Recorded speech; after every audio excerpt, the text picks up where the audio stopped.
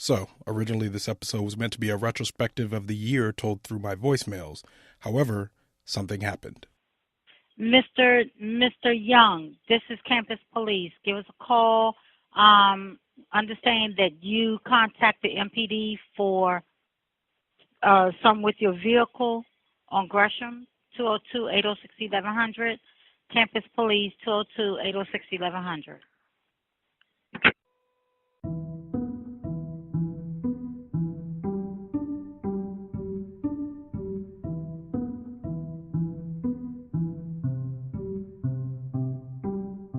So it was the night of December 6th. It was a Thursday, about 8:06 p.m., and I was walking briskly to my car.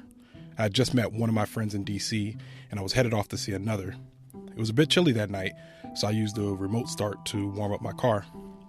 As I got closer, I realized that something was wrong.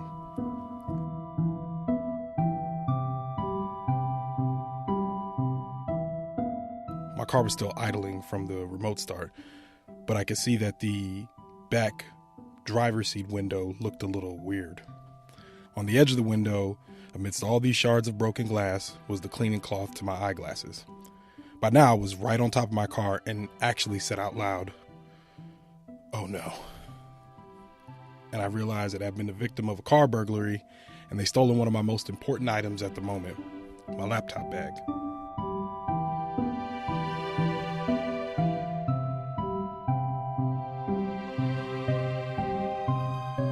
Standing there, I began to do the mental assessment of everything that was in that bag. Obviously, my laptop, my portable recorder, my headphones, everything I used to edit this podcast and others I've worked on.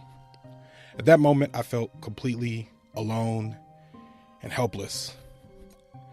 I looked up and down the street thinking maybe they abandoned my bag and ran off with what they thought was valuable. I was pacing back and forth next to the car, wondering why they decided to take my stuff, while simultaneously wondering why I didn't put the bag in my trunk instead of on the back seat. I was on the verge of tears, and I wasn't exactly sure what I was supposed to do next.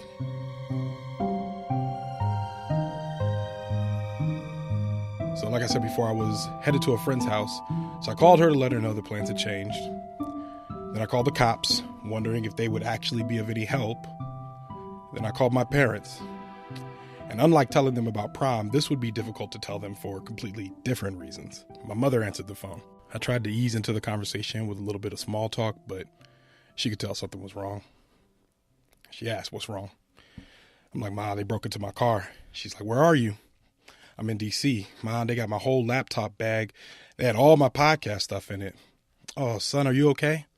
"Yeah, I mean, I'm physically fine, but they took everything. My laptop, my recorder, my headphones, everything was in that bag." My mom was like, "Oh, son, don't worry. That's just stuff. We can replace all that. Are you safe? Have you called the cops?" By then, I'm full on in tears, and she's trying to console me. And she passes the phone to my father, and we kind of talk about logistics. He wants to know, like, how the window was broken, where I was my insurance up to date, all that stuff. And then he ends by telling me, "Don't worry. The stuff will get replaced and everything will be okay." My sister lives in D.C. My mother dispatched her to stand with me while we waited for the cops to arrive. And she came, she gave me a hug, and she just patiently listened as I ranted against everything that possibly caused my car to get broken into. Gentrification, wage inequality, kids running around, no stone left unturned there. The cop arrived after about an hour. And this was due to a turf war with Howard University police, which resulted in a game of shirk the responsibility as I waited in the cold knowing that while what happened was important to me, in the grand scheme of policing was very low priority. So just like I thought, they came, took a report, and sent me on my way. I knew they wouldn't be able to recover my stuff, and they wouldn't even waste time looking. It was a needle in a haystack made of needles. I said bye to my sister, headed home, drove home thinking about a plan to replace everything that had been stolen, and then I began to think about everything else that was in the bag beyond what I initially remembered. So my passport was in there, my budget, my calendar, my work badge. And then as I merged into the lane that would take me from DC to Virginia, I started to think about what this would cost me. And then I noticed the car to my left was merging across the junction lane, and it merged directly into me.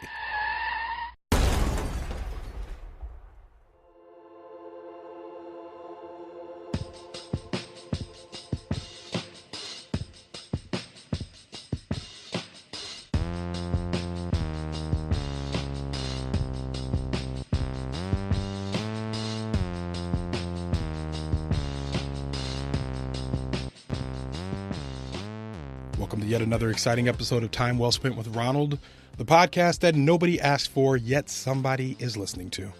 I'm Ronald. All right, so I'll return to the story of my early December night in just a moment, but my original intention for this episode was to be reflective of this past year, and honestly, I feel like I have a choice to make. Most of me wants to say that 2018 was a rousing success. Big strides for the podcast, 1 year on my not-so-new IT job, and I even lost a little weight. I made new friends, renewed old friendships, and did a lot of productive networking. However, 2018 was not without some disappointments. If I had to choose a theme for my disappointments this year, it would be feeling good, but not quite good enough. Even in the victories I've had for the year, it seems like I'd call them net gains more than gross gains. I'm being taxed on my wins. I won't go through each loss, but I will note that the most significant losses for me this year were friendships. In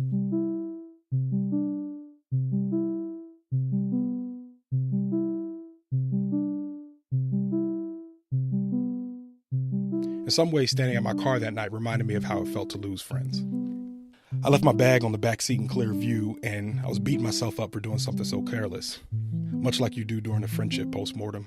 You wonder, when you had reached that point of no return, was there a conversation you neglected to have sooner? Was there an offense that I let linger too long? When I was evaluating what was in the bag, the secondary thought was, how does losing that affect me? How will I edit my podcast? My calendar is gone. Am I remembering all my December events? My budget is gone. How do I track my spending? In friendships, I did the same thing. People had left vacuums in my life, and I questioned how those gaps in support would be filled. Who would I laugh with? Who would I lean on? Who would laugh at all these very specific memes with me?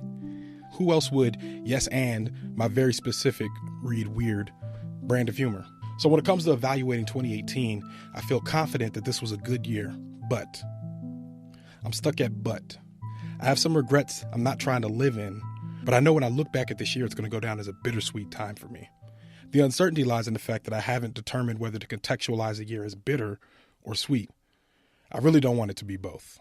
And that's the headspace I was in when that car merged into me.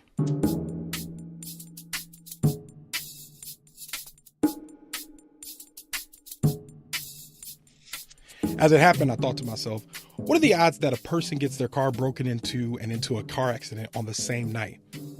But this time, my emotions were different. This guy cut across traffic to run into me. I was hurt and felt violated before when my car got broken into. But now I was angry. I called my sister and just yelled, "Car accident!" I was in a state of shock, confusion, but again, mostly anger.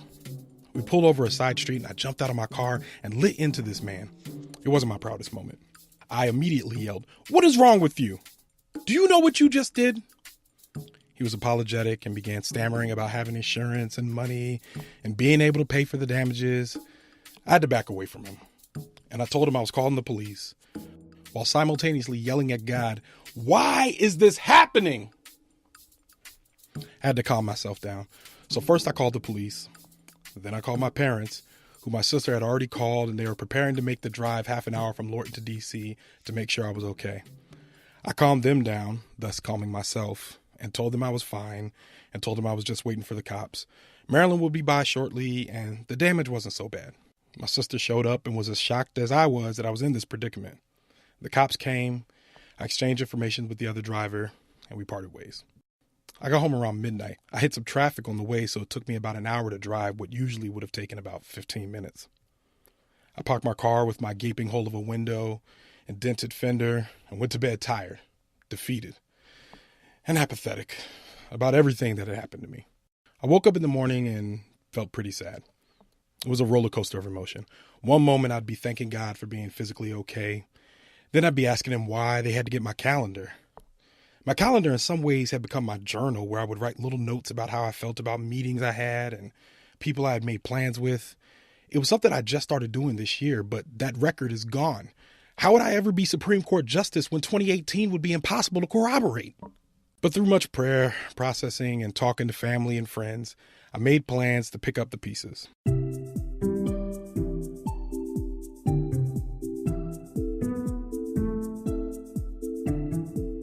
I scheduled my window to be fixed that morning, dropped it off at the repair shop.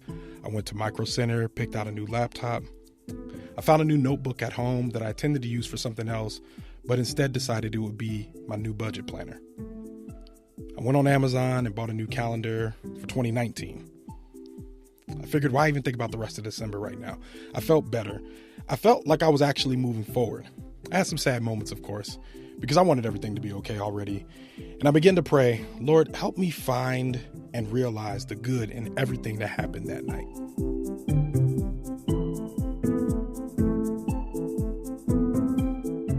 The worst thing that happened to me this year was losing relationships with folks I depended on.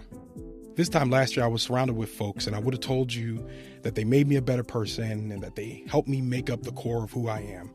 When I lost them, I actually had to do an evaluation of who I was and why I was that person. If they were vital to my personality and my existence, how would I be without them? I put on a brave face and moved on. However, I wondered if I would actually be okay. But I began to learn how to truly take care of myself emotionally. I renewed existing friendships in my life, and even at age 34, I made new friends. I rediscovered how important it was to be alone and to be okay with being alone. I channeled my emotions into my work and made some of the best audio I could make at the time. At the end of 2018, I can honestly say, I believe I'm exactly where I'm supposed to be right now. And while I ponder and still get sad over what I lost and what could have been, those feelings are overshadowed by what I've gained.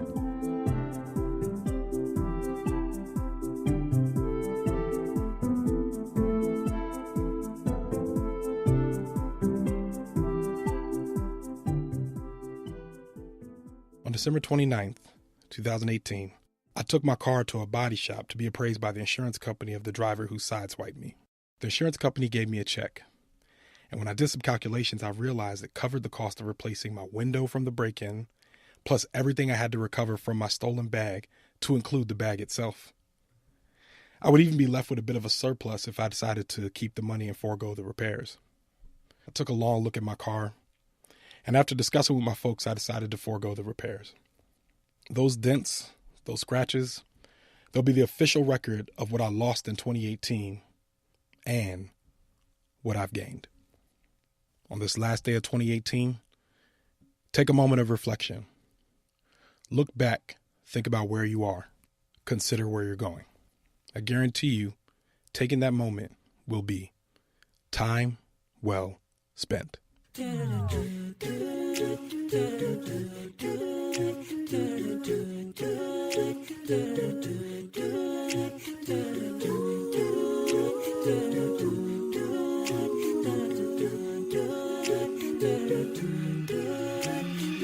Time Well Spent is a production of OhitsBigRon Studios.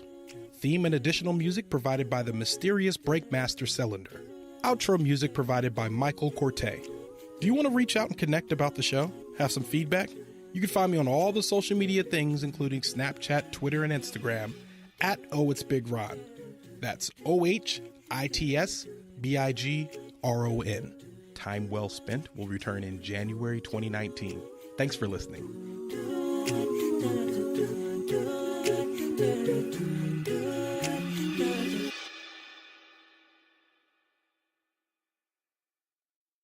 All right, guys, no bloopers today. No bloopers. I'm very excited to give you guys a little bit of a surprise. In an effort to keep improving the show, I've decided to upgrade the theme song. Well, I've been working a lot with Breakmaster Cylinder, not only on Time Well Spent, but on several other projects that we've kind of been working on together. And I just got the idea, maybe we should do another new theme song, but this time we decided to sample the outro from Michael Corte, the one that we use at the end, the do-do-do-do-do-do, that part. So we decided to sample that and create a brand new theme song, which I'm about to play for you right now. The version I'm going to play for you has an intro. When we start using it in the next episode in January, it won't have that intro there. But I wanted to play you guys the full song in all of its glory right now. So without further ado, the new Time Well Spent theme song. Happy New Year, y'all.